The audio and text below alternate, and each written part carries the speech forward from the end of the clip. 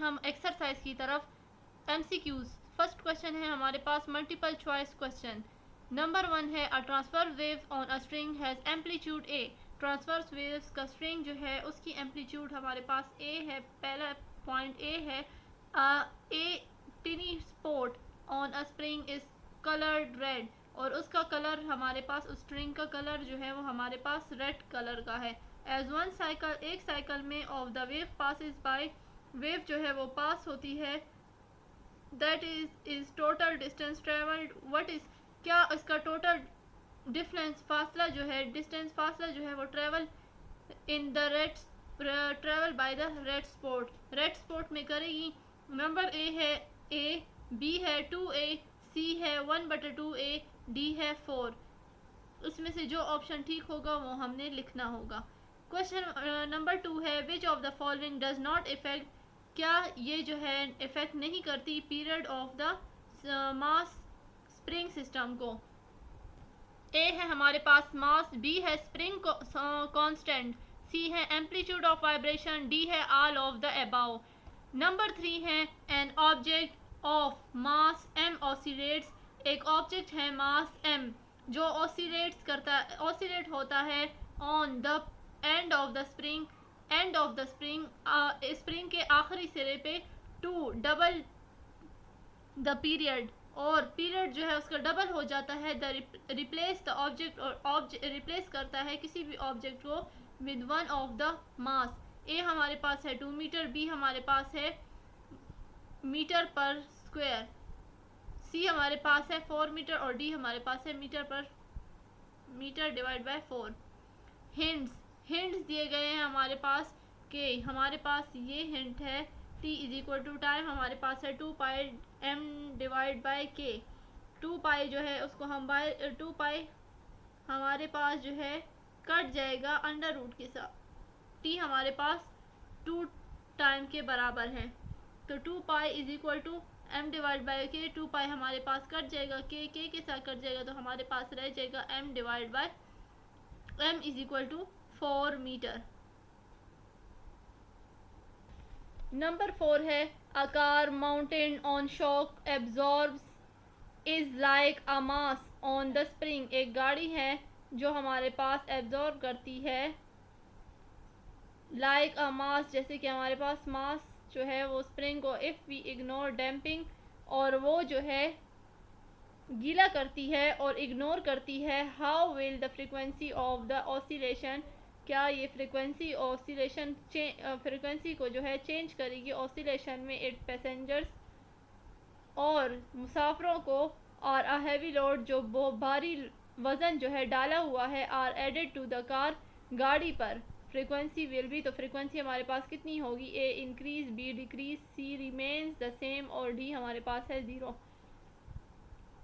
Number 5 है if the pendulum completes exactly, pendulum जो है वो कम्प्लीट्स जो है एग्जैक्टली 12 साइकिल में 22.0 मिनट कवर करती है। It will with what will be the frequency of the pendulum, तो क्या फ्रीक्वेंसी जो है वो पेंडुलम, तो पेंडुलम की फ्रीक्वेंसी कितनी होगी, ए 0.10 हर्ट्ज़, बी 0.17 हर्ट्ज़, सी 6.0 हर्ट्ज़, और डी 10.10 हर्ट्ज़। तो हमारे पास इधर हिंट दिया हुआ है कि टाइम हमारे पास 2 मल्टीप्लाई बाय 60, 1 मिनट में हमारे पास 60 सेकंड होते हैं, और 120 सेकंड, तो हमारे पास 2 मिनट में 120 सेकंड मौजूद होते हैं। और 120 सेकंड को जो है नंबर ऑफ़ वेव्स के साथ डिवाइड करो तो हमारे पास आंसर निकल आता है। A certain pendulum has an iron bob, एक सर्टेन पेंडुलम है जो हमारे पास आयरन बॉब है। When the bob is replaced, अगर हम बॉब को जो है जगह चेंज करें, which a lead ball of the same size, और तो हमारे पास लीड बॉल का जो साइज़ है वो सेम होगा। इट्स टाइम पीरियड, और ये टाइम पीरियड्स के साथ विल, नंबर 1 है stay the same, number B decrease, number C increase, और डी है हमारे पास 0। नंबर 7 है अ वेव ट्रांसपोर्ट, वेव की जो जब हमारे पास वेव ट्रांसपोर्ट करेगा, ए हमारे पास है energy but not matter, B है matter but not energy, C है both energy and matter, D है हमारे पास air. 8. The bending of waves around the edge of the obstacle is, रुकावट के किनारे के गिर्द लहरों का मुड़ना है। ए है हमारे पास रिफ्लेक्शन, बी है हमारे पास रिफ्रैक्शन, सी है हमारे पास डिफ्रैक्शन और डी है हमारे पास डैम्पिंग। इधर हमारे पास एमसीक्यूज के आंसर दिए गए हैं, आप लोगों ने ये कॉपी में करना है और इसे याद भी करना है। अब आते हैं हम कॉन्सेप्चुअल क्वेश्चन की तरफ, मुख्तसर सवालात की तरफ। Given briefly respond on the following question, थोड़ा सा ब्रीफली जो है आंसर देना है आप लोगों ने। क्वेश्चन नंबर 1 है, इज एवरी ऑसिलेशन मोशन, क्या oscillation motion simple harmonic motion, क्या सारे जो हैं तमाम जो है oscillation motion simple harmonic motion है। गिवन एग्जाम्पल, एग्जाम्पल के साथ बताएं। We know that is oscillatory motion, the restoring force is directed to mean position and is directly proportional to the displacement. F restore inversely proportion minus x, such oscillatory motion called simple harmonic motion. तहरीक, हर दोहरी हरकत सादा harmonic हरकत नहीं होती है। दोहरी तहरीक हरकत की एक किस्म है जो फितरत में मुतवातिर होती है, जहाँ सादा हार्मोनिक तहरीक एक ख़ास किस्म की दोगली हरकत होती है जो दो शराइत के बाद पूरी होती है। बहाली कुव्वत नकले मकानी के मुतनासिब है और इसकी सिमत हिदायत की तरफ है। पोजीशन एक्सेलरेशन बराह रास्त बेघर होने के मुतनासिब है और हमेशा इसकी निशानदही करती है। For example, the oscillation of the number 1 mass attach to the spring, number 2 bob of the simple pendulum are simple harmonic motion, but if in oscillatory motion the restoring force is not directly proportional to displacement, so such oscillatory motion will not be simple harmonic motion. मिसाल के तौर पर छोटे तूलो अर्ज और बहार बड़े पैमाने पर निज़ाम के साथ सादा लोह की हरकत दोगलापन और आसान हार्मोनिक हैं, जबकि एक अच्छा उछाल वाली गेंद कारत सूरज के गिर्द घूम रही है और एक झूली हुई कुर्सी दोगली हरकत की मिसाल है। For example, the oscillatory motion of the recorder nearly to the electrodiagram when oscillate with the heartbeat is not simple harmonic motion. मिसाल के तौर पर ऑसिलेटरी मोशन एक रिकॉर्डर जिसको ज़रूरत होती है इलेक्ट्रोडायग्राम की, व्हेन द ऑसिलेट जो हमारे पास हार्ट बीट को नोट नहीं रखती सिंपल हार्मोनिक मोशन में। Question number 2, for a particle with simple harmonic motion at what point of the motion does the velocity attain maximum magnitude, minimum magnitude. Particle है, एक ज़र्रा है simple harmonic motion का, क्या ये point motion करती है does velocity को attend करती है मिनिमम मैग्नीट्यूड में या minimum magnitude. We know that in simple harmonic motion the acceleration of a particle is directly proportional to the displacement from the mean position. When the particle is at the extreme position it has minimum velocity, but when moved towards the mean position it accelerates by increasing its velocity. On reaching mean position the particle will have minimum velocity, hence the mean position the velocity of the particle is minimum, but at the extreme position the velocity of the particle is minimum. रफ्तार औसत मकाम पर ज़्यादा से ज़्यादा वस्त हासिल करती है, जबकि सादा हम आहंगी तहरीक के दौरान इंतहाई पोजीशनों से कम से कम एक सादा सा पंजम टैगोर में दिखाया गया है, जैसे ही बाब अपना मायनी खैर मकाम तलाश करता है तो उसका चलन बन जाता है। मासूमी में इसका एक्सेलरेशन में एक मीन पोजीशन पर आकर फोर्स को रिस्टोर करता है as a displacement from the mean position, और ये जो है पहुंचता है on reaching the mean position, और ये पहुंचता है अपनी पोजीशन पर particle a maximum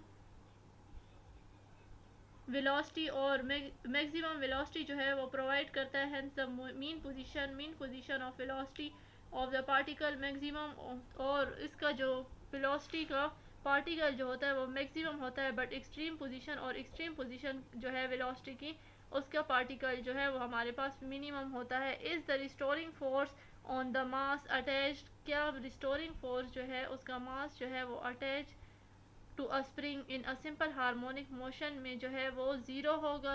if so where, क्यों और कैसे।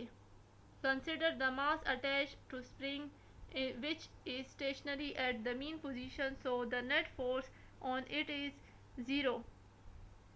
But when a small displacement is given to mass from the mean position, the net force acts on it and pushes the mass back to mean position. This net force is called restoring force. As the displacement from the mean position increases, this restoring force increases. Hence, when the mass is stationary at the mean position, this restoring force is zero. मौसम बहार से वाबस्ता बड़े पैमाने पर गौर करें और उस पोजीशन पर स्टेशनरी है, लिहाजा इस पर खालिस कुव्वत सिफर है। लेकिन जब मामूली मकाम से बड़े पैमाने पर एक छोटी सी नकल मकानी कर दी जाती है तो खालिस कुव्वत इस पर काम करती हैं और बड़े पैमाने पर मायनी पोजीशन पर धकेल देती हैं। इस नेट फोर्स को बहाली कुव्वत कहते हैं। चूँकि वस्ती मकाम से नकल मकानी से इस बहाली कुव्वत में इजाफा होता है, लिहाजा बड़े पैमाने पर वस्ती मकाम पर स्टेशन होता है तो ये बहाली कुव्वत सिफर होती है। Number 4 question. If we shorten the spring of a pendulum of half of its original length, what will be effect on the time period and frequency? अगर हम किसी लॉकेट की तार को इसकी असल लंबाई के निस्फ तक महदूद कर दें तो इसके वक्त की मुद्दत और तादाद पर क्या असर पड़ेगा? We know that the time period of the simple pendulum is given by, हम जानते हैं कि टाइम पीरियड के ज़रिए दिए गए सादा पेंडुलम 1 सेकंड की मुद्दत t इज इक्वल टू, हमने पढ़ा 2 pi divide under root length divide by g। But when the length of the spring changes, हम जो है लेकिन इसकी स्प्रिंग में जो है लेंथ की स्प्रिंग में जो है वो चेंजेस आती जाती रहेंगी to L the time period change by T, लेकिन द टाइम पीरियड हमारे पास चेंज होगा टी में, and the given by T is equal to 2 pi L divide by G. Given L is equal to हमारे पास बराबर है L divide by 2 के, T is equal to 2 pi L divide by 2 G. तो हमारे पास यहाँ पर अंडर रूट 2 हो गया और यहाँ पर भी अंडर रूट 2 हो गया। 1/2 पाई हम पहले कर देंगे, ये 2 को हम इधर ले आएंगे और एल जी अपनी जगह पर और 2 पाई अब ये वाला अपनी जगह पर।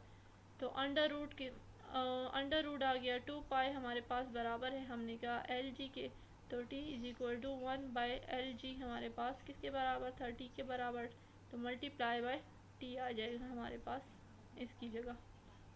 Hence, when the length of the string of a pendulum is shortened by half the time period of the pendulum decrease by factor 1/2, but the time period and frequency is reciprocal. So, when the length of the pendulum is shortened by half, the frequency of the pendulum increases by factor। जैसा कि length हमारे पास string of the pendulum की जो है वो बहुत सी छोटी होती है, बाय हाफ द टाइम के हिसाब से हाफ होती है, टाइम पीरियड के हिसाब से हमारे पास हाफ होती है ऑफ द पेंडुलम जो है हमारे पास डिक्रीज होती जाती है 1/2, but the time period and the frequency, लेकिन टाइम पीरियड और फ्रीक्वेंसी का रेसिप्रोकल जो है हमारे पास so when the length of the pendulum, लेकिन उसका पेंडुलम का लेंथ जो है वो हमारे पास शॉर्टन होता है, शॉर्ट होता है, छोटा होता है, half of the frequency, frequency के हाफ होता है, आधा होता है, ऑफ द पेंडुलम इंक्रीजेस, और पेंडुलम जो है हमारे पास इंक्रीज जब होता है तो उसका हमारे पास फैक्टर √2 होता है। क्वेश्चन नंबर 5 है अ थिन रोप हैंग्स, एक पतली रस्सी जो है उसको लटकाई गई है, हैंग की गई है, फ्रॉम डार्क टू टावर, एक बड़े से टावर पे, so that is upper, it's upper, और इसको ऊपर से end to end is not visible, मगर इसका आखिरी सिरा जो है वो हमें नज़र नहीं आ रहा। How can the length of the रोप, इस रोप की रस्सी की लेंथ हमारे पास कितनी होगी, डिटरमाइंड, इसको देखें। आंसर है हमारे पास the length of the rope which hangs off from the dark high tower, एक लेंथ जो है वो हमने, एक रस्सी जो है उसकी लेंथ जो है हमने देखनी है, तो हमने एक डार्क टावर पे जो है उसको लटकाई हुई है, बड़े से टावर पे। कैन वी डिटरमाइन कनेक्टिंग, और उसको जो है कनेक्ट किया गया है द मेटेलिक बॉब, एक मेटेलिक बॉब के साथ एट द लोअर एंड, और छोटा एंड दूसरा तरफ एंड जो है by making a simple pendulum, एक पेंडुलम के साथ जो है वो लटकाई गई है। डिस्प्लेसमेंट द बॉब, तो हाँ इसको जो है बॉब को जो है डिस्प्लेस कर दिया फ्रॉम द मीन पोजीशन, उसकी main position, and allow it to oscillate, और अलाउ किया है उसके ऑसिलेट को।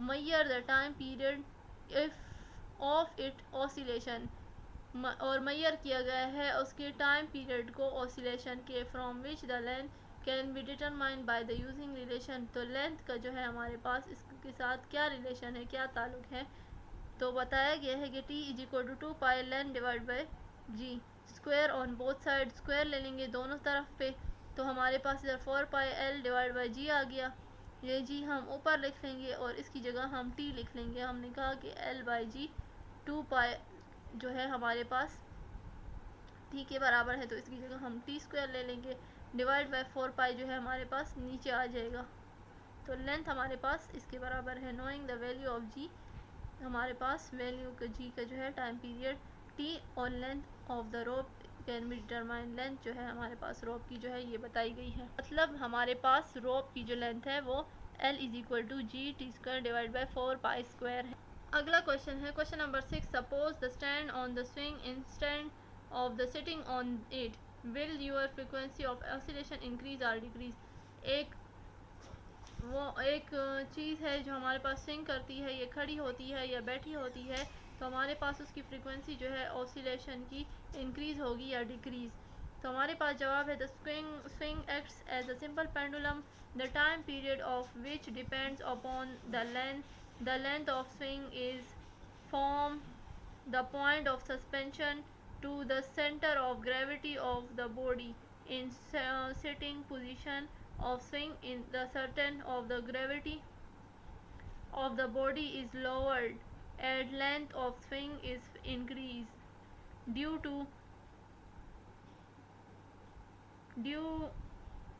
due to which the time period is increased but frequency is decreased, but the standing position of the swing, the center of gravity of the body move up the decreasing by the length of the swing, then the decreasing the time period but increases the frequency of the oscillation of the swing.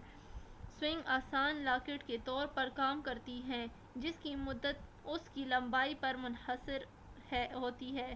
Swing की लंबाई मातली के नुक्ता से जिस्म की कशिश शकल के मरकज़ तक है।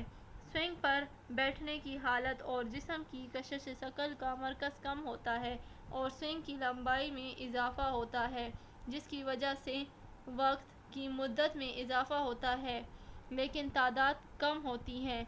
लेकिन स्विंग पर खड़े होने की हालत में जिस्म के कशिश शकल के मुज़क्कर में के मरकज़ में स्विंग की तरह लंबाई को कम करते हुए ऊपर की तरफ बढ़ाता है। इसके बाद वक्त की मुद्दत में कमी की वजह से झूले की दवाई की तादाद में इजाफा होता है। Question number 7. Explain the difference between the speed of transverse waves traveling along a chord and speed of a tiny colored part of the chord.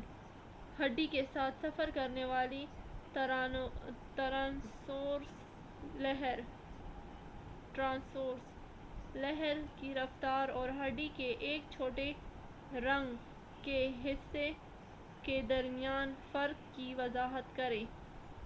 Answer है the wave motion is related with oscillation when the wave motion through a chord its particle oscillation about their mean position in case of colored part on the chord which the waves moves through the chord with certain speed the particles colored part will oscillate about their mean position with the same speed of the waves.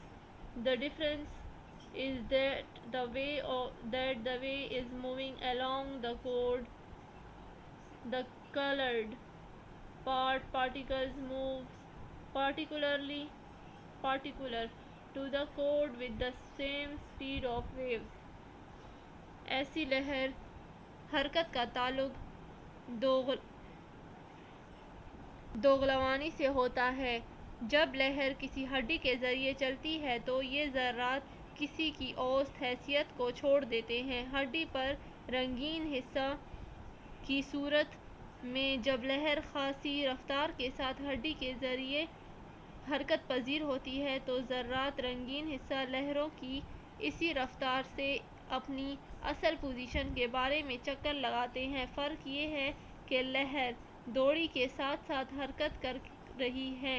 रंगीन हिस्सा ज़र्रात लहर की इस रफ्तार के साथ खड़े होकर हड्डी की तरफ जाता है। Question number 8 why waves refract at the boundary of shallow and deep water.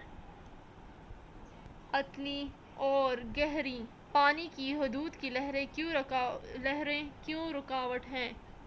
The speed of water waves depends upon the depth of water. When the depth of water increases, the speed of the wave increases. But when the depth of water decreases shallow water, the speed of the wave decreases. Thus, when the water wave moves at the boundary of shallow and deep water, the speed of the wave changes by producing the refraction of waves. अच्छा, इसका जवाब है हमारे पास पानी की लहरों की रफ्तार पानी की गहराई पर मुनहसर है। जब पानी की गहराई में इजाफा होता है तो लहर की रफ्तार बढ़ जाती है, लेकिन जब पानी की गहराई कम हो जाती है अथरा पानी लहर की रफ्तार कम हो जाती है। इस तरह जब पानी की लहर इसके नीचे अतनी गहरी पानी की हद होती है तो लहर की रगड़ पैदा हो जाती है। क्वेश्चन नंबर 9 है what is the effect on diffraction if the opening is made small. अगर ओपनिंग छोटा हो जाए तो बाजी पर क्या असर पड़ता है? Question number 7 the condition of the diffraction of the waves is that the width of the opening should be comparable to the wavelength of wave. लहर के फैलाव के कंडीशन शर्त ये है कि इफ्तिताही कंडीशन का मतलब हमारे पास शर्त इफ्तिताही चौड़ाई का उसूल मौज लहर के साथ मवाजना होना चाहिए। If the width of the opening is large as compared to the wavelength, width जो है उसकी ओपनिंग जो है लार्ज कंपेयर बड़े पैमाने पर कंपेयर की गई है वेवलेंथ के साथ of the wave, then wave through the opening will pass straight and will not be deflection. और ये ओपनिंग जो है आगे पास होके जो है स्ट्रेट हो जाती है मगर ये जो है डिफ्रैक्ट नहीं करती। But if the weight of the opening be decreased, मगर ओपनिंग की वेट जो है वो हमारे पास डिक्रीज होती है and made as small as comparable, मगर ये जो है बनाती है comparable to the wave length, कोई भी wave length of the wave किसी भी चीज़ का wave, then the way on passing through it bends, और ये जो है पास होती है और बेंड करती है and they spread by producing और फैलती है और प्रोड्यूस करती है डिफ्रैक्शन ऑफ वेव्स। अच्छा बच्चों, ये तमाम शॉर्ट क्वेश्चंस आप लोगों ने कॉपी में लिखने हैं और इसे याद भी करने हैं। अब आते हैं हम कम्प्रहेंसिव क्वेश्चन की तरफ। कम्प्रहेंसिव क्वेश्चंस में आप लोग को ये क्वेश्चंस दिए गए हैं, ये आप लोगों ने जो है इससे करने हैं और इसे याद भी करने हैं। कॉपी में करें और इसे याद भी करें। जैसे कि मैंने आप लोग को पीछे पढ़ाया है टॉपिक, जो भी मैंने आप लोग को पीछे टॉपिक्स में पढ़ाया है उन सब टॉपिक्स को आप लोगों ने अच्छी तरह याद करने हैं और कॉपी में लिखने हैं। अब आते हैं हम अपने न्यूमेरिकल्स की तरफ। मैंने आप लोग को इसकी एग्जांपल करवाई है, आप लोगों ने ये न्यूमेरिकल खुद कॉपी में करना है और याद करना है। क्वेश्चन नंबर 2, न्यूमेरिकल नंबर 2 भी मैंने आप लोग को इसका एग्जांपल करवाया है और ये भी आप लोगों ने खुद करके कॉपी में लिखना है। न्यूमेरिकल नंबर 3, अब न्यूमेरिकल नंबर 3 देखें। A second pendulum is the pendulum with the period of, हमारे पास पीरियड दिया गया है इतना। How long must a second pendulum, हमारे पास ज़रूरी है कि सेकंड पेंडुलम कैन बी अर्थ, ज़मीन। How long must a second pendulum can be on earth, एक लंबा सेकंड पेंडुलम जो है हमारे पास ज़मीन का ग्रेविटी है हमारे पास इतनी, एंड मून जो है मून की ग्रेविटी हमारे पास इतनी दी है। What is the frequency of second pendulum, हमारे पास फ्रीक्वेंसी कितनी होगी second pendulum on earth and moon की। गिवन में हमारे पास दिया है टाइम पीरियड हमारे पास इतना है, gravitation of acceleration on earth, earth की ग्रेविटी हमारे पास इतनी है और मून की हमारे पास इतनी है। रिक्वायर्ड, हमने क्या मालूम करना है, लेंथ, अर्थ की लेंथ और मून की लेंथ, फ्रीक्वेंसी अर्थ की और मून की फ्रीक्वेंसी हमने मालूम करनी है। सॉल्यूशन जवाब में हमारे पास फॉर अर्थ ज़मीन। Time period of simple pendulum on earth is given by, time period जो है सिंपल पेंडुलम का ज़मीन का जो दिया गया है हमारे पास पीछे हमने पढ़ा था। तो अभी हम अर्थ का मालूम कर रहे हैं तो हमने ई लिखा, ठीक है, ग्रेविटी के साथ भी और लेंथ के साथ भी ई। टी स्क्वायर हमने दोनों का स्क्वायर लिया तो हमारे पास ये आया, इस एल ई को हम बाहर निकालेंगे और टी हमारे पास एल ई की जगह चला जाएगा। जी हमारे पास ऊपर और 4 पाई नीचे आ जाएगा हमारे पास। हमने ग्रेविटी की वैल्यू डालनी है टी की और 4 अपनी जगह पर और पाई की वैल्यू डालनी है। इसको 2 2 ज़ा 4 और 3.14 को डबल मल्टीप्लाई करें, जो आता है इस 4 के साथ मल्टीप्लाई करें, इस 4 को 9.8 के साथ मल्टीप्लाई करके जो आंसर आए इस पे डिवाइड करें तो हमारे पास ये आता है। Hence the length of the second pendulum, अगर हम अब जो है सेकंड पेंडुलम मालूम करेंगे फॉर द मून का। Time period of simple pendulum is given by, time period जो है सिंपल पेंडुलम का हमें दिया गया है वो हमारे पास t is equal to 2 pi L divide by g. अब हम m लिखेंगे क्योंकि हमने मून का मालूम करना है। स्क्वायरिंग बोथ साइड, दोनों का स्क्वायर लेंगे उसी तरह और स्क्वायर लेने के बाद ये t इधर l की जगह आ जाएगा, l हमारे पास बाहर निकल आएगा, 4 नीचे और g हमारे पास ऊपर। इसकी वैल्यूज़ हमने पुट करनी है और मल्टीप्लाई करके आपस में डिवाइड करना है, जो आंसर आए तो वो हमारे पास 0.16 है। The length of second pendulum on moon, अब लेंथ जो है हमने सेकंड पेंडुलम ऑफ मून की जो है हमारे पास 0.16 मीटर आया। As the time period of frequency जो है हमारे पास टाइम पीरियड हमने कहा F is equal to 1/t के बराबर है, 1/t हमारे पास 2 के बराबर है और इसको हम डिवाइड करें तो हमारे पास 0 हर्ट्ज़ आ जाएगा। तो हमारे पास इतना हर्ट्ज़ जो है वो हमारे पास फ्रिक्वेंसी है। Calculate the period of frequency of the propeller on the plane in the 250 cycles in 5.0 second. अब यह आप लोगों का होमवर्क है, आप लोगों ने कॉपी में करना है और इसे याद भी करना है। न्यूमेरिकल नंबर 5 भी आप लोगों ने कॉपी में करना है और इसे याद भी करना है। मैंने पीछे सब पढ़ाया है कि इसमें कैसे हमने वैल्यूज़ पुट करनी है। अब आते हैं न्यूमेरिकल नंबर 6 की तरफ। The distance between successor crest and in a series of the water waves, हमारे पास डिस्टेंस जो है फासला जो है वो सक्सेसिव क्रस्ट सीरीज़ के दरमियान में जो वाटर वेव्स हैं वो हमारे पास 4.0 मीटर है। एंड क्रस्ट जो है हमारे पास ट्रेवल करता है इतने रफ्तार से 4.5 टाइम के हिसाब से। व्हाट फ्रीक्वेंसी, इसकी फ्रीक्वेंसी क्या होगी इसके वेव्स की। हमारे पास वेवलेंथ इतना है, डिस्टेंस हमारे पास इतना दिया गया है, टाइम हमारे पास इतना है, रिक्वायर्ड फ्रीक्वेंसी जो है हमारे पास मालूम नहीं। सोल्यूशन, स्पीड ऑफ वेव्स जो है is equal to distance travel divide by time, s divide by t के बराबर है। एस डिस्टेंस हमारे पास दिया गया है और टाइम भी हमारे पास दिया गया, आपस में डिवाइड करें तो हमारे पास 2 मीटर पर सेकेंड आता है यूजिंग द रिलेशन। अब हम v को जो है वेलोसिटी हमारे पास फ्रीक्वेंसी बाय लेमडा के बराबर है। लेमडा हमारे पास नीचे आ जाएगा और फ्रीक्वेंसी जो है हमारे पास बाहर निकल जाएगा। इसके नीचे अगर हम लेमडा को डिवाइड करें तो हमारे पास लेमडा इधर कट जाएगा और इधर जो है f is equal to v lambda, v divide by lambda आ जाएगा। v की वैल्यू और लेमडा हमारे पास 4 है, इसको आपस में डिवाइड करें तो हमारे पास 0.5 हर्ट्ज़ आता है। न्यूमेरिकल नंबर 7 आप लोग का होमवर्क है, आप लोगों ने खुद ही कॉपी में करना है और इसे याद भी करना है।